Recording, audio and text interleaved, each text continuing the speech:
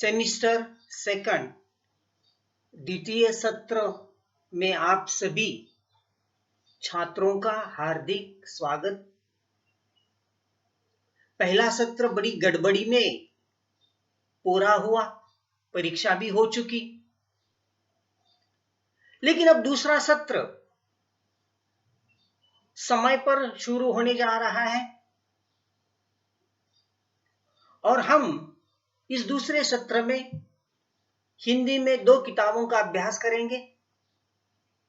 पहले सत्र की किताब गद्य के विविध आयाम, जो आधे पाठ थे वो पहले सत्र में थे और बचे हुए 7 पाठ दूसरे सत्र में। ये रही पहली किताब, गद्य के विविध आयाम। दूसरी किताब एक उपन्यास के रूप में है, जिसे हम मराठी में कादंबरी या अंग्रेजी में नॉवेल कहते हैं, जंगल के जुगनू। ये दोनों किताबें कॉलेज की लाइब्रेरी में उपलब्ध है। तो इस तरह से अब पहले सत्र और दूसरे सत्र में एक बहुत बड़ा फर्क है, क्योंकि पहला आपका सत्र कोरोना 19 या उस पैंडेमिक महामारी से प्रभावित रहा और दूसरा सत्र आते आते, भले ही आज हम ऑनलाइन लेक्चर ले रहे हैं, लेकिन जल्द ही कॉलेज शुरू होने वाले हैं और आपको कॉलेज आने का मौका प्राप्त होगा। और ये जो ऑनलाइन शिक्षा की प्रणाली है, धीरे धीरे हम ऑफलाइन यानी कि क्लासरूम में पढ़ाना शुरू कर सकेंगे, ऐसी उम्मीद मुझे है। और सरकार ने भी उस प्रकार का इशारा दे रखा है कि 20 जनवरी के आसपास इस तरह से राज्य के कॉलेज शुरू होंगे। लेकिन जैसे ही हम ऑनलाइन से ऑफलाइन शिक्षा प्रणाली में आएंगे तो परीक्षा पद्धति भी बदलेगी। ये काफी आसान था आपको कोविड-19 में ऑनलाइन परीक्षा देना। वहां सिर्फ एमसीक्यू ऑब्जेक्टिव क्वेश्चन थे, लेकिन सही शिक्षा ऑनलाइन में कितनी ठीक रही इसके बारे में शंका है, क्योंकि जब तक हम अपने छात्रों से प्रत्यक्ष रूप से रूबरू नहीं होते, तब तक ना पढ़ाने का मजा है ना पढ़ने का मजा है। क्योंकि यहां से यह समझ में नहीं आता कि मैंने पढ़ाया वो आपकी कितनी समझ में आया या कितना नहीं समझा, क्योंकि आमतौर पर तो आपके कैमरा ऑफ रहते हैं और मैं अकेला ही बकबक करते जा रहा था। परीक्षा पद्धति बदलेगी। अब 3 घंटे में डिस्क्रिप्टिव पेपर आपको लिखना है। सवेरे सवेरे मैंने ये जो पाठ आज मुझे पढ़ाना है व्हाट्सएप ग्रुप पर आपको दे दिया है। वहां पर कुछ ऐसे आरसी के रूप में लिखा है, रेफरेंस टू द कॉन्टेस्ट, संदर्भासह स्पष्टीकरण लिखिए। अब 3 घंटों की परीक्षा में यह एक प्रश्न होगा, जो महत्वपूर्ण वाक्य है उसे मैंने उस पाठ में अधोरेखित किए हैं, बराबर का चिन्ह लगाया और वहां आरसी लगाया। आरसी यानी कि रेफरेंस टू द कॉन्टेस्ट, संदर्भासह स्पष्टीकरण लिखिए। कुछ प्रश्न भी मैंने दे दिए हैं, 1 2 3, उसके नीचे एसे यानी कि शॉर्ट नोट, टिप्पणियां लिखिए। यानी कि ऑफलाइन परीक्षा में 3 घंटों में आपको 3 प्रकार के प्रश्नों का सामना करना है। पहला प्रश्न, निम्नलिखित प्रश्नों के सविस्तर उत्तर लिखिए।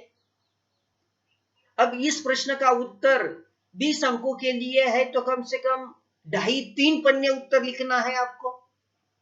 दूसरा प्रश्न, निम्नलिखित अवतरणों की ससंदर्भ व्याख्या कीजिए, 12 अंकों का प्रश्न है, वह भी 1.5-2 पन्ने लिखना है।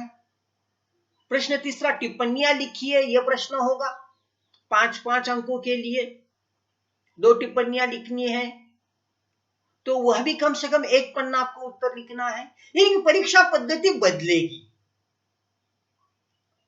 और ये एमसीक्यू ऑनलाइन एग्जाम आपके लिए हो सकता है आसान रही होगी, लेकिन अब जो परीक्षा होने जाएगी सही रूप में, जो पारंपरिक रूप से चलती आई, उसके लिए आपको उस पाठ को बारीकी से पढ़ना होगा और अधिक से अधिक लिखने की क्षमता को विकसित करना है।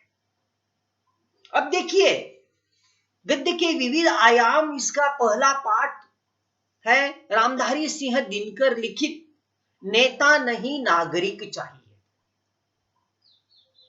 नेता नहीं नागरिक चाहिए, यह निबंध की एक विधा है। रामधारी सिंह दिनकर जो हिंदी साहित्य के बड़े मधुरधन्य, बड़े साहित्यकार रह चुके हैं।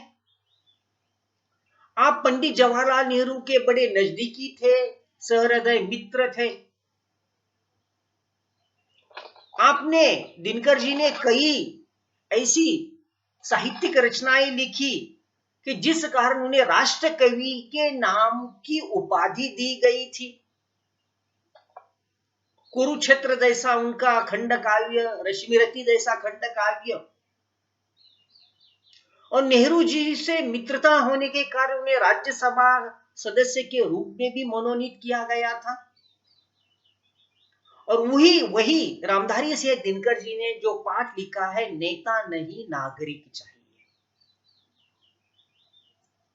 इसका अर्थ क्या? क्योंकि देखिए, जब राजेशाही थी, तब उस राजेशाही में एक राजा था और अन्य लोग प्रजा थी। जब ईश्वर शाही थी, भक्ति काल था, तो एक भगवान था और अन्य लोग भक्त थे। तो ईश्वर शाही में भगवान और भक्त, राजेशाही में राजा और प्रजा। और जैसे ही हम 15 अगस्त 1947 के बाद आजाद हुए, आजादी के पहले अंग्रेज की हुकूमत थी और हम गुलाम थे। और 15 अगस्त 1947 के बाद हम स्वतंत्र हुए, तब हमें संविधान प्राप्त हुआ और उस संविधान के तहत अब हमारा प्रमुख कोई एक नेता है जिसे हम प्रधानमंत्री कहते, और अन्य लोग नागरिक है। देखिए कितना फर्क आया। ईश्वर शाही, बाद में राजेशाही, उसके बाद अंग्रेजों की सल्तनत, उसमें अंग्रेज सर्वाधिकार थे और हम गुलाम थे। और आजादी के बाद संविधान जैसे ही मिला, तो संविधान ने हम प्रजा को, हम गुलामों को, हम भक्तों को नागरिक होने का दर्जा दिया। और हमारा जो प्रमुख नेता है उसे प्रधानमंत्री बनाया।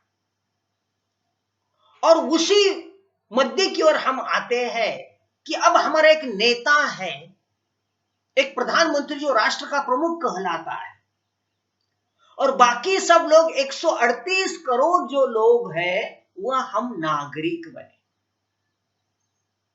फिलहाल अब FYB में आप सभी पढ़ने वाले, अभी तक आप नागरिक नहीं है। नागरिक तब बनेंगे जब आपको संविधान के अनुसार आपकी आयु 18 पूर्ण होगी और आपको मतदाता का दर्जा प्राप्त होगा। Then you will become a nagrik, citizen. नागरिक बनने के लिए बहुत जरूरी होता है कि आपको संविधान के अनुसार मतदाता होने का अधिकार प्राप्त हो, और हम अपने नेता को इन चुनाव के जरिए मत का अधिकार जताकर उसे चुन कर देते, तब कहीं जाकर जिसको अधिक से अधिक वोट मिलते वो नेता बनता। हम नागरिकों द्वारा चुना गया जो व्यक्ति है वो नेता कहलाता। ओके, ये बात आपको समझ में आई होगी। तो रामधारी सिंह दिनकर किस बात की ओर इशारा करते हैं कि नेता नहीं नागरिक चाहिए।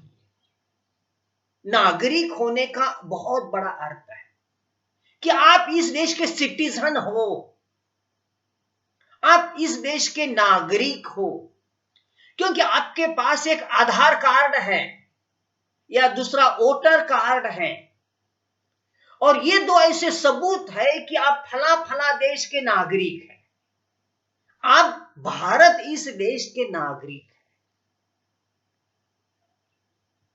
और संविधान ने आपको नागरिक होने का दर्जा दिया। अब ये कबूल है कि हम 138 करोड़ 40 लाख लोग इस भारत देश के नागरिक हैं।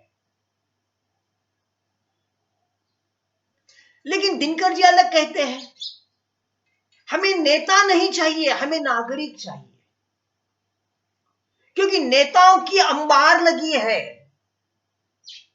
आज इस देश में ऐसे इतने अनगिनत नेता है कि पूछो मत। कहां कहां नेता है। हमारे गली मोहल्ले में भगवान गणेशोत्सव का उसे गणेशोत्सव हमें करना है तो एक मित्र मंडल स्थापित किया जाता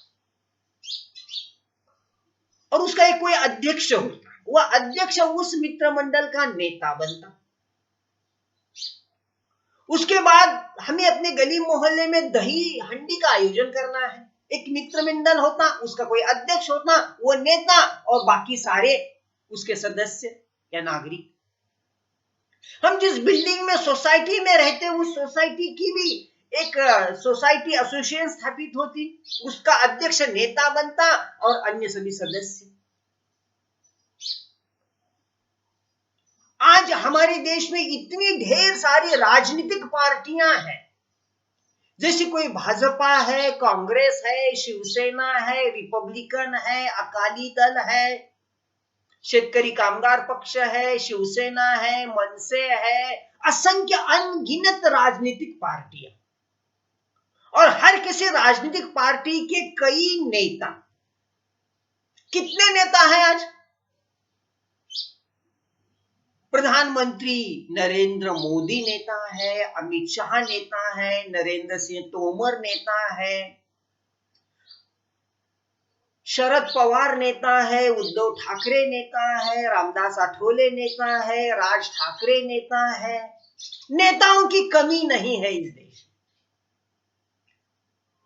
बड़े बड़े नेताओं से अपने गली मोहल्ले के छुटपुट नेताओं की इतनी भरमार लगी है कि जैसे बरसात के बाद यहाँ घास उग कर आती है, उस प्रकार हर मौसम में नेता उग कर आते हैं।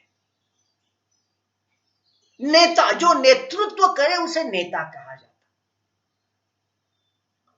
और बाकी बचे हुए शेष लोग नागरिक।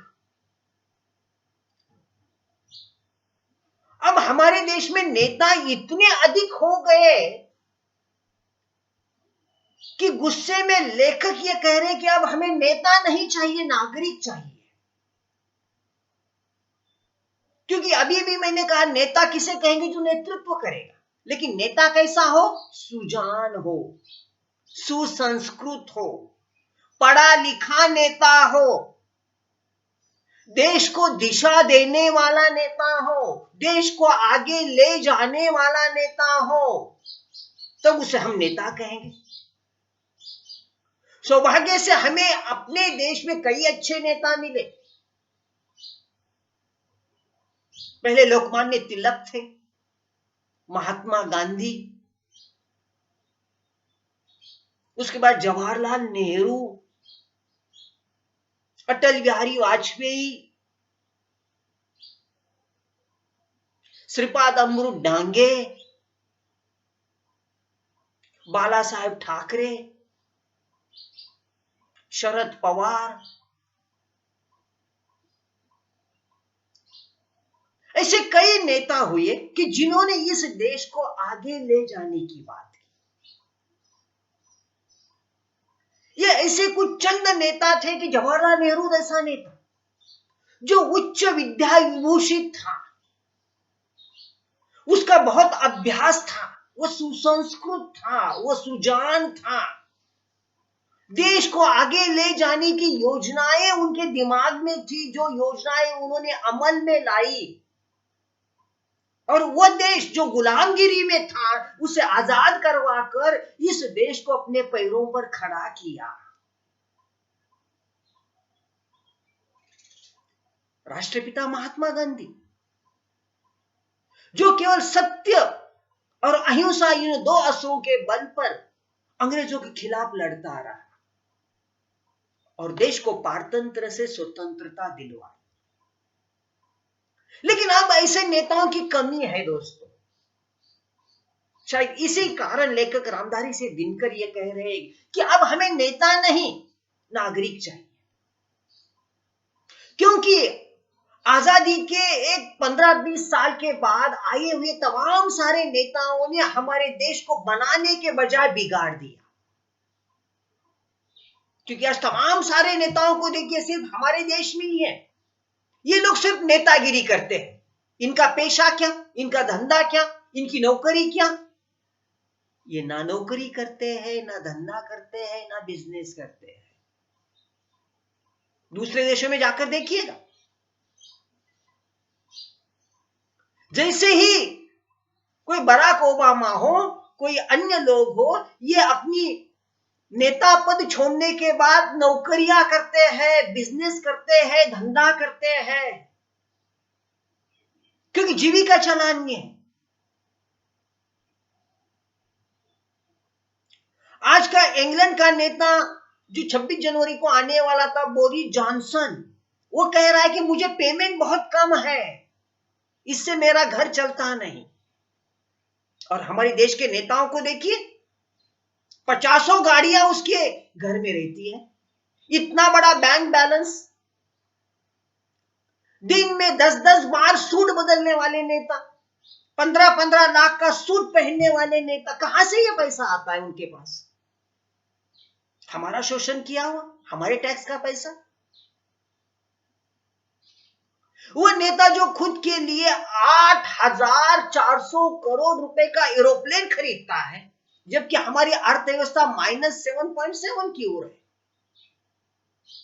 कोरोना महामारी में हमारी अर्थव्यवस्था बिल्कुल चरमरा गई है, देश कर्जे में डूब रहा है, और तब हमारा नेता अगर खुद के लिए 8,500 करोड़ रुपए का एरोप्लेन खरीदता है, जबकि इस देश की कई लोग 138 करोड़ में से इस तरह से 45 करोड़ लोग रात को उन्हें खाना नहीं मिला था, तो हम किसे नेता कहें? भाई नेता वह है जो इस तरह से अपने संसार को तबाह करके, खुद का बलिदान करके इस तरह से देश को और समाज को आगे लेकर जाता है, समाज की भलाई, समाज का कल्याण सोचता है। लेकिन ऐसा आजादी के बाद हुआ नहीं।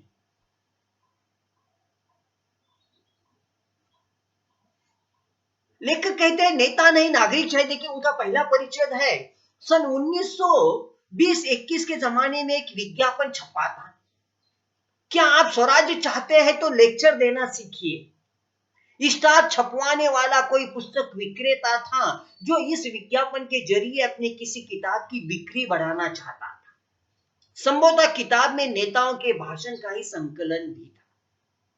तब से इस देश में व्याख्यानों की ऐसी झड़ी रही है जैसी झड़ी अब मेघों की भी नहीं लगती। पिछले 30 वर्षों से अपने देश में व्याख्यान लगातार बरसते रहे हैं। उनकी वृद्धि करने वाले नेताओं की तादाद भी बेशुमार रही है। आजादी की लड़ाई के दिनों में देश के सामने ले देकर एक ही सवाल था, विदेशी शासन को कैसे हटाया जाए। मगर यह सवाल जरा टेढ़ा पड़ता था, क्योंकि हुकूमत से लड़ने का अर्थ अपनी जान और माल पर संकट को आमंत्रित करना था। इसलिए जो लोग भी अपनी थोड़ी या बहुत कुर्बानी देने के लिए आगे आए, उन्हें जनता ने नेता कहकर पुकार दिया। जनता के पास और था ही क्या जिसे लेकर वो कुर्बानी की इज्जत करती। देखिए, ये पहला परिचय। क्या कहा है लेखक ने इसमें कि 1920 वर्ष में एक इश्तहार यानी कि विज्ञापन छपा था। क्या था? आपको स्वराज्य चाहिए, क्योंकि हम पारतंत्र में थे, आपको स्वराज्य चाहिए तो लेक्चर देना सीखिए, भाषण देना सीखिए। क्योंकि नेता की यह एक परिभाषा है, जो भाषण देता है वह नेता, क्योंकि उसे बोलना आना चाहिए, घंटों घंटे भाषण देना चाहिए। आज के प्रधानमंत्री देखिए, मन की बात रेडियो पर कहते, टीवी पर रोज दिखाई देते, अखबार पत्र में पन्ना भर उनका विज्ञापन छपता, चुनावी रैलियों में भाषण करते, देश में भाषण करते, गली मोहल्ले में भाषण करते, लोकसभा का चुनाव हो भाषण करते, विधानसभा का चुनाव हो भाषण करते, कारपोरेशन या नगर पालिका चुनाव हो तो भी भाषण करते, किसानों के सामने भाषण करते, वैज्ञानिकों के सामने भाषण करते, मतदाताओं के सामने भाषण करते, नागरिकों के सामने भाषण करते, विदेशों में जाकर भाषण करते, भाषण भाषण भाषण। आज के हमारे नेता नरेंद्र मोदी जी को देखिए, जितने दिन वो प्रधानमंत्री रहे हैं, अब 6-7 साल पूरे होने जा रहे हैं, शायद उन्होंने हर दिन कम से कम 3 या 4 भाषण दिए होंगे। भाषण देना ही प्रधानमंत्री पद का जिम्मा है, क्या एक ही काम है?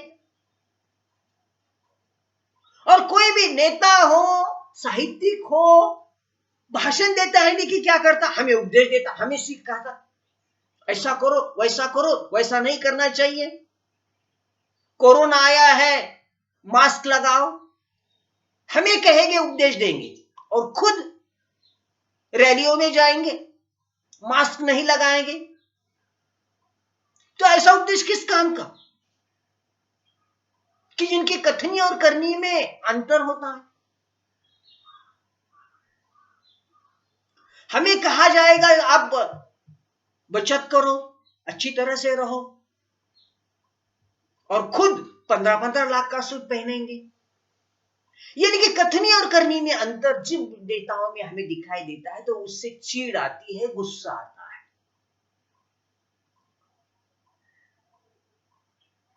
आजादी मिली, नेता कौन बना? आजादी का वक्त समय देखिए, उस वक्त के नेता सच्चे नेता थे कि जब हम पारतंत्र में थे, हम गुलामी में थे,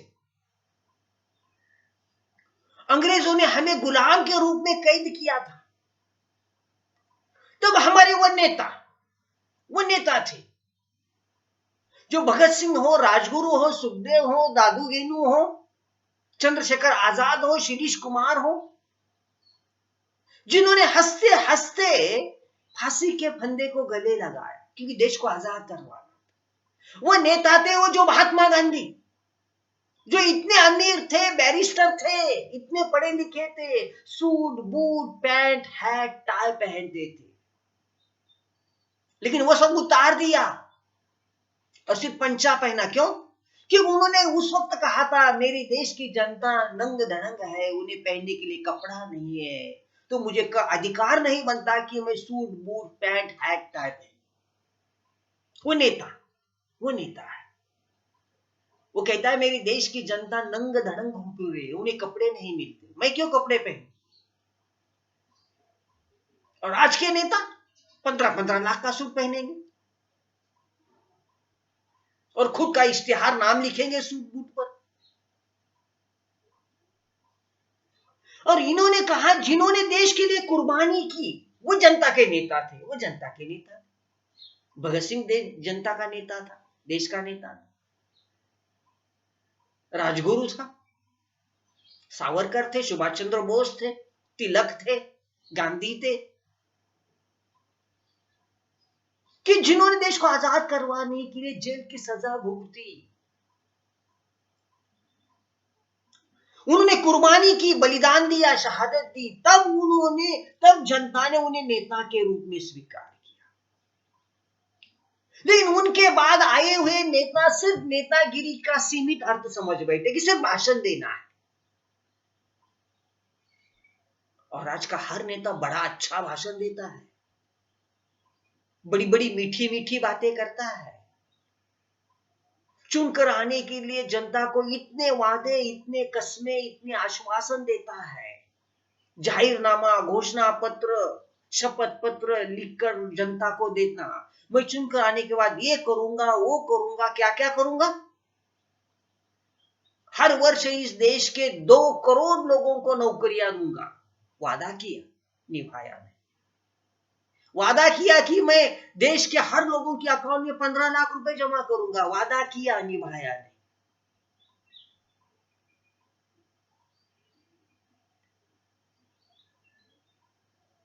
और गली से लेकर दिल्ली तक हर नेता बड़े बड़े वादे करता, बड़ी बड़ी कस्में खाता, मुझे वोट दो, हाथ जोड़ता, पैर पकड़ता, लेकिन चुनकर आने के बाद उसका मुख दर्शन तक नहीं होता,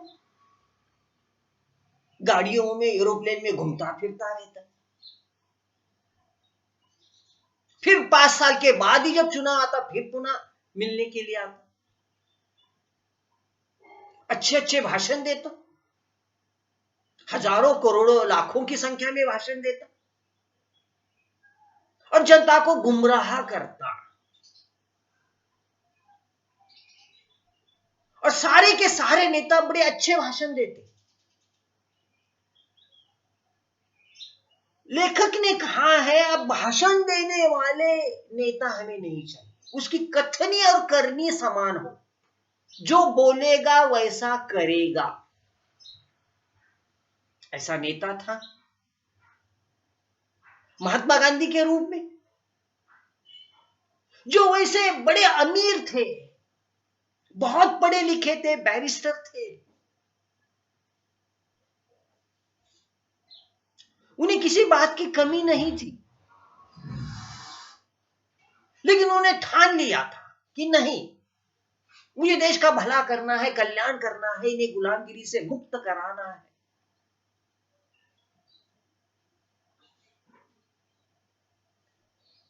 आज के नेता बड़े बड़े भाषण देंगे, बड़े बड़े वादे करेंगे, लेकिन वो निभाएंगे या नहीं?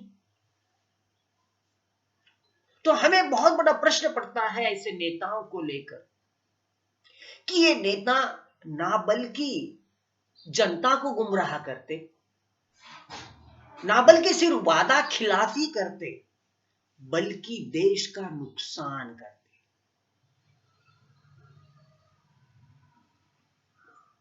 और ऐसे नेता को चुनकर हम ही लोग देते और बाद में हम ही लोग उन्हें गालियां देते।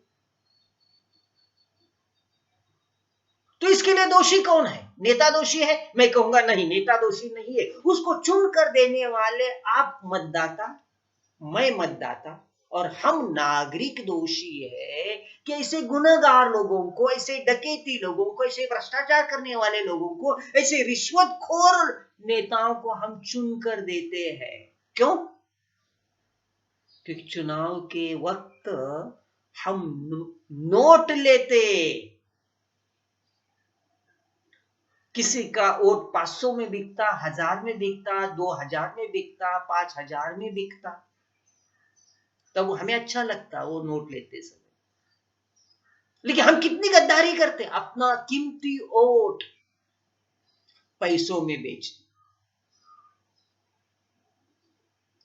और जिस नेता ने इतने सारे पैसे बांटे वो तो वसूल करेगा, भ्रष्टाचार करेगा, रिश्वत लेगा, पुल बांधेगा गिरेगा, रास्ता बांधेगा गड्ढे पड़ेंगे, अस्पताल बांधेगा कल के भंडारा के जैसे जल पड़ेगा। तो इस तरह से यहां हमें ये देखना होगा कि किस तरह से हमें यहां नेताओं को परखना होगा, देखना होगा। और इसके लिए बहुत जरूरी है कि इस तरह से अब हमें सोच समझकर किसी को अपना नेता बनाना पड़ेगा। इसमें एक संदर्भ के लिए वाक्य है जो मैंने टिक मार करके दिया है, वो वाक्य, मगर यह सवाल जरा टेढ़ा पड़ता है क्योंकि हुकूमत से लड़ने का अर्थ अपनी जान और माल पर संकट को आमंत्रित करना है, और हम उन्हीं को नेता बनाते हैं जिन्होंने थोड़ी बहुत कुर्बानी दी। अभी ये वाक्य परीक्षा में पूछा जाएगा, 10वीं 11वीं 12वीं में अपने संदर्भासह व्याख्या कीजिए, इस प्रश्न को हल किया है। क्या लिखना होगा आपको इस प्रश्न का उत्तर लिखते समय? पहला परिचय संदर्भ, दूसरा परिचय व्याख्या या स्पष्टीकरण, तीसरा परिचय विशेष। संदर्भ में क्या लिखना है? इस किताब का नाम गद्य के विविध आयाम, इसे संपादित किया है मुंबई विश्वविद्यालय ने। यह वाक्य किस पाठ से लिया गया? कि नेता नहीं नागरिक चाहिए, यह पाठ जो रामधारी सिंह दिनकर ने लिखा है, इसमें उन्होंने नेताओं के लक्षण को समझाते हुए इस वाक्य को अधोरेखित किया है। ऐसा संदर्भ देना पड़ेगा। दूसरा परिच्छेद व्याख्या या स्पष्टीकरण। इस वाक्य को हमें समझा कर देना है, जैसे मैंने अभी आपको समझा कर दिया। और तीसरा परिच्छेद विशेष। इस वाक्य के माध्यम से आपको क्या लिखना है, लेखक क्या मार्गदर्शन करना चाहते, कौन सा उपदेश देना चाहते, कौन सा तत्व सिखाना चाहते, ऐसी कोई एक्सपर्ट कमेंट्स हमें करनी होगी, तब कहीं जाकर इस तरह से संदर्भासर स्पष्टीकरण, यह प्रश्न का उत्तर आप लिख सको। उसके बाद आगे का परिचय है, देखिए।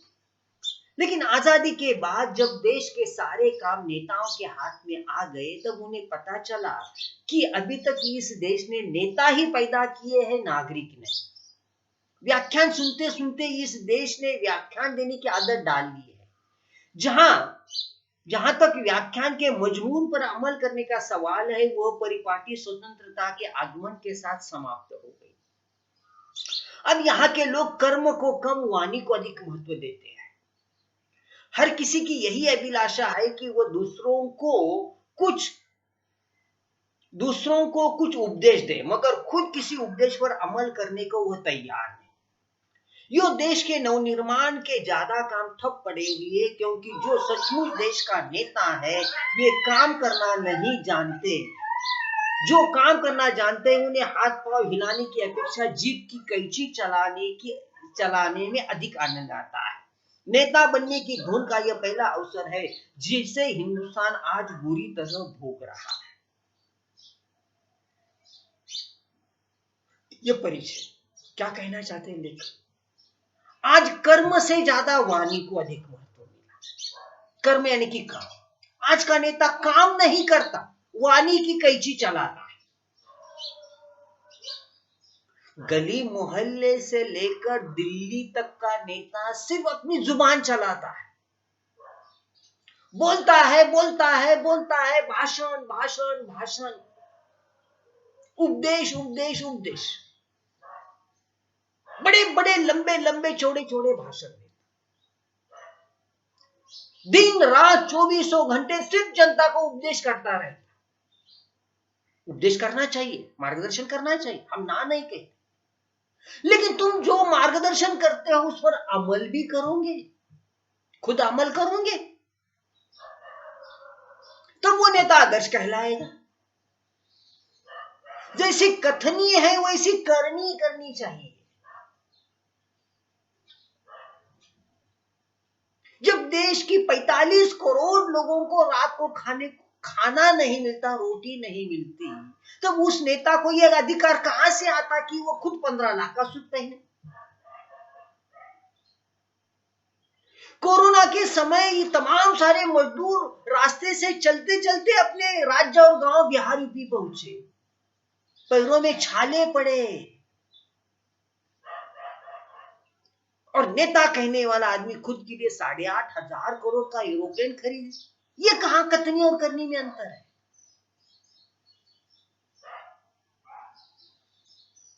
क्या हुआ आजादी के बाद? व्याख्यान सुनते सुनते हम व्याख्यान देने लगे। अब भाषण देने की हमें आदत ही पड़ी है। हर कोई भाषण देता है, छोटा हो बड़ा हो, अपना हो पराया हो, जब भी हम किसी को मिलते वो हमें उपदेश के डोज पर डोज पिलाता। तुम ऐसा करो, अभ्यास करो, छात्र है वैसा है, तुमने लगन से अध्यापन करो, ये करो वो करो। दोस्त भी मिलता तो यही बातें कहता, बड़ा मिलता तो भी वही बातें करता, छोटा मिलता तो भी वही बात करता, टीचर प्रोफेसर वही हमें सिखाता, उपदेश के डोज सिखाता। यानी कि हम उन नेताओं के भाषण सुनना अच्छा था जो सही मायने में उस प्रकार के हकदार थे कि जिन्होंने देश के लिए बहुत कुछ भोगा, यातना पीड़ा सही, जेल की सजा काटी। अगर वे लोग कुछ 4 अच्छी बातें कहे तो उनकी बात कहने में दम था, अनुभव था। उन्होंने उस दर्द, यातना, पीड़ा को झेला था, भोगा था। लेकिन आज के वो छुटपुट नेता, वो भी हमें सिखाएंगे, सिखाए जरूर, लेकिन वो कुछ करे तो। उन्होंने कुछ करना है, किया है समाज के लिए, गांव के लिए, पंचायत के लिए, नगर पालिका के लिए, देश की जनता के लिए। उन्हें रास्ता, बिजली, पानी दिया, उन्हें शिक्षा, आरोग्य दिया, उन्हें कुछ बुनियादी सुविधा प्रदान की, उनके लिए कोई स्कूल है, कॉलेज की सुविधा है, पढ़ने लिखने के बाद उसे नौकरियां दी, तो फिर तुम्हें उपदेश देने का कुछ अधिकार नहीं है। लेकिन न जाने क्यों आजादी के बाद ऐसी कौन सी गंदी आदत लगी इस देश को, जिसे हिंदुस्तान भुगत रहा है।